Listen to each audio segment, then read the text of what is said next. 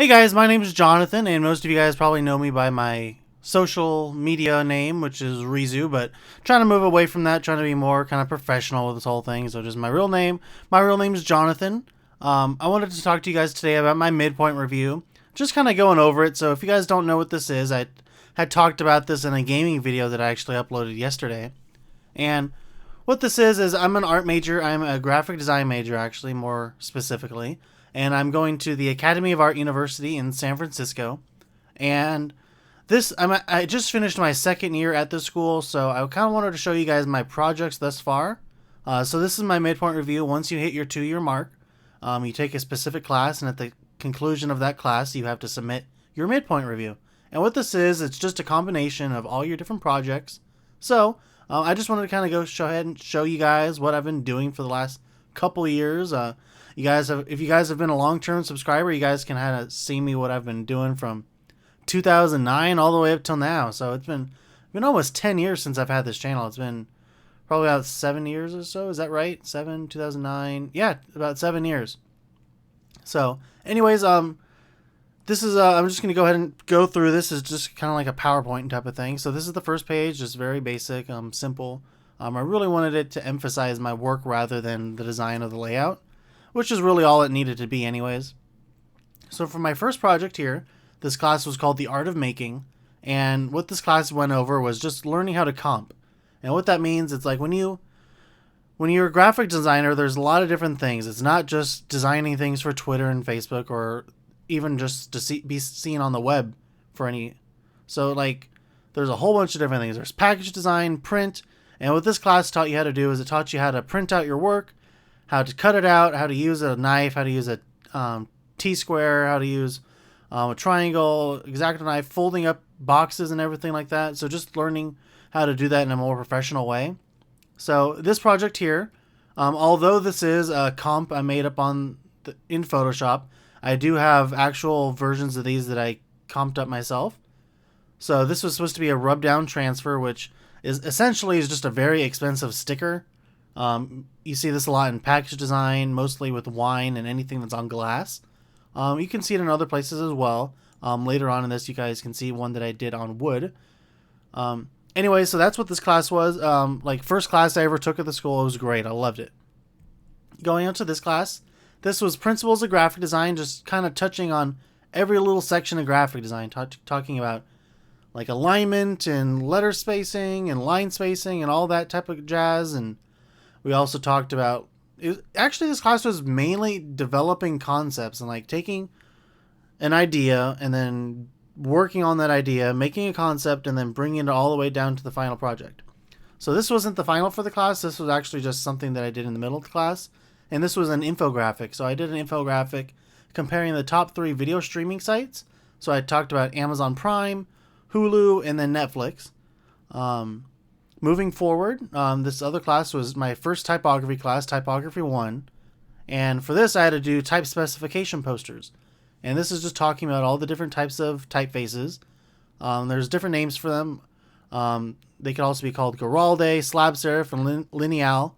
More commonly, they're known as just serif, slab serif, and then sans serif, which pretty much means that there's some that have the little feet at the bottom.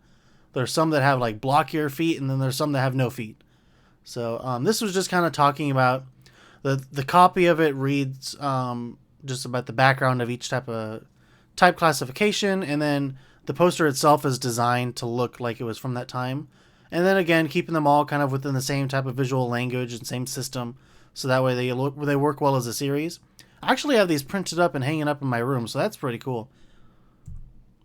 Next, this was Principles of the User Experience. So although my school is a very, very traditional school, they do realize that graphic design is taking this leap and kind of moving into this direction of designing for apps and designing for web, because it's a huge part of our world today is graphic design for websites and for cellular phones. I sound like a grandpa.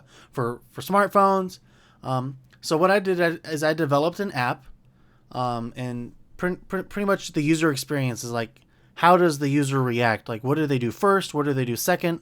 How do you get them to do the next thing that you want them to do?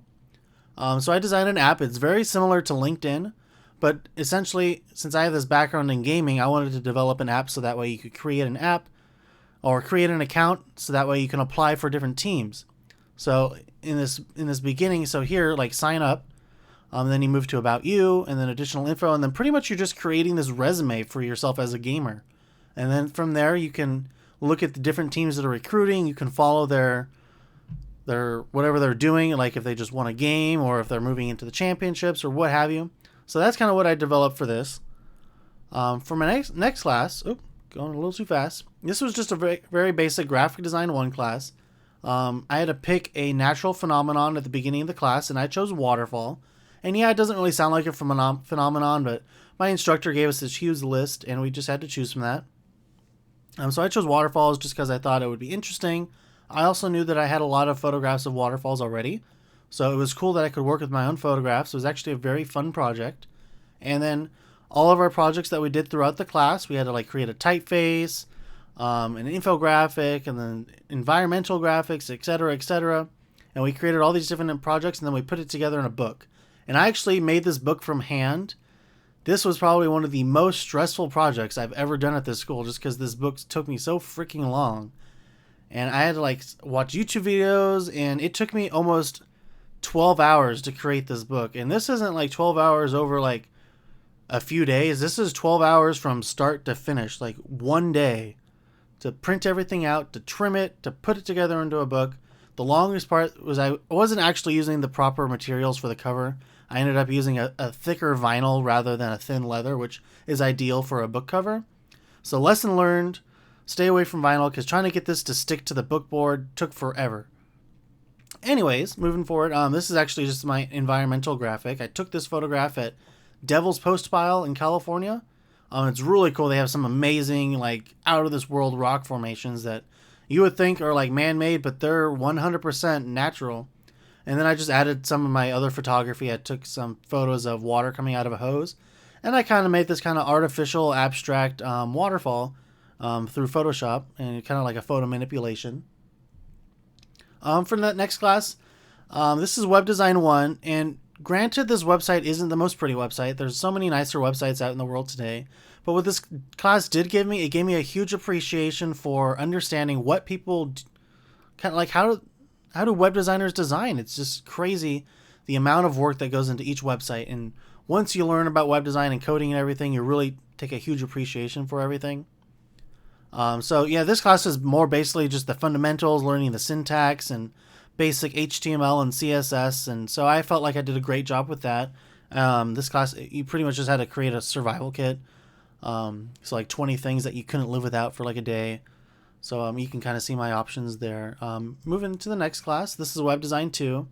This was learning more about JavaScript, and I don't know how many of you guys know about web design, but JavaScript is pretty much the functionality of a website. HTML is like the skeleton, CSS would be like the clothes, and then JavaScript is pretty much telling everything how to work and what to do.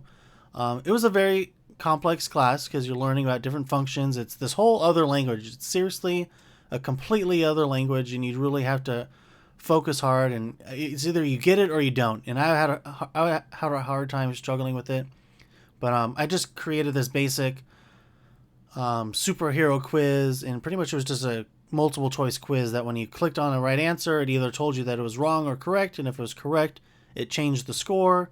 And then also there was a slideshow that would change and kind of blurred when you changed it.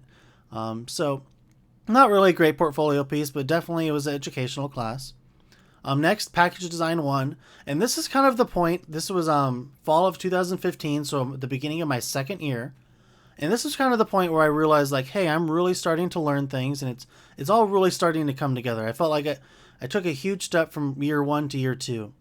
So I had to redesign Starbucks. It was either tea or coffee, and I chose coffee. And if you're going to choose coffee, why not choose the #1 coffee brand? So I chose Starbucks. I thought it was really fun.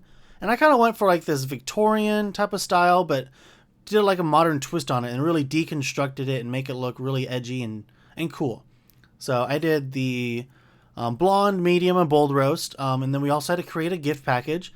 And since this is school, it's just kind of fun to create things that, you wouldn't necessarily have the opportunity to create in the real world. So I kind of went all out and chose this wooden box to use for the gift packaging. And I actually took elements from this box. I bought this box at Joann's, which is a local craft store. And I took elements from the box and also placed it into my graphics on the labels. So that's cool how they're kind of all tying together. This was a very fun project. I love this class so much. Next, moving into typography 2, I had the opportunity to redesign a publication. The publication that I chose was Electronic Gaming Monthly, also known as EGM. I don't know how popular of a magazine that is, but I found it. I was just walking through Safeway one day and I found this magazine. I'm like, you know what? This would be cool to take and use this for my project. I like gaming. I think it'd be great. I could definitely relate to it. So I really took this magazine, which was just cluttered with so many different ads and so much stuff that you didn't need to see. They managed to fit like 4-page worths of stuff onto one page, and it was crazy. And for a magazine that should be very, very emphasized on the images, it wasn't. It was like really cluttered. So I wanted to open it up, kind of let it breathe a little bit more, so that's what I felt like I did. Here's a couple spreads focusing on Call of Duty Black Ops 3. Here's another one of the spreads closer up. So it was a fun project. I really liked it. It really turned out well. For my next class, this was actually over the last semester. Graphic Design 2. This was the class that I had to submit my midpoint for. This was the first project. I had to create a fictional product, and my product that I chose was a translator for your dog. So pretty much your dog could wear this around their neck, and it could translate it to this device that you would hold on what the dog is saying. So in other words, there wouldn't be this kind of barrier of communication between you and your pet.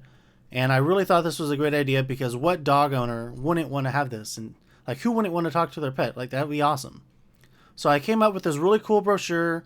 It actually folded up really nicely. You can't really see how it folds up through this image, but it folded up really nice. And then I also made a poster set with it as well. And this poster set, it has clear acetate. So I photoshopped it here to make a mock-up for this project. But this clear acetate, it's pretty much, if you ever had one of those overhead projectors in your classroom, it's really old. I don't know how many people, I don't think they still use them anymore. Everyone just has projectors now. But pretty much it was just this clear piece of plastic that you can print on. And so that's what I used. I printed out this to kind of symbolize the idea of it's taking this bark, bark, bark type of thing, and then you translate it to actually what the dog is saying. So it was a really fun and very different type of design that I'm used to, because I have this kind of visual language that I'm used to, and then this was just really taking it out of the box and really changing it up a bit. And then so this was the midterm for this class, and then I also did a final for this class, and what this was, it was exhibition branding, or exhibition campaign rather, and I created all these different marketing materials for this exhibition that's coming up. So I had to choose an exhibition. I chose this one. It's titled Space Exploration Destination Moon. It's for the Smithsonian National Air and Space Museum. It hasn't opened up yet. They're actually building a whole new building for it right now. So it should be finished around 2020.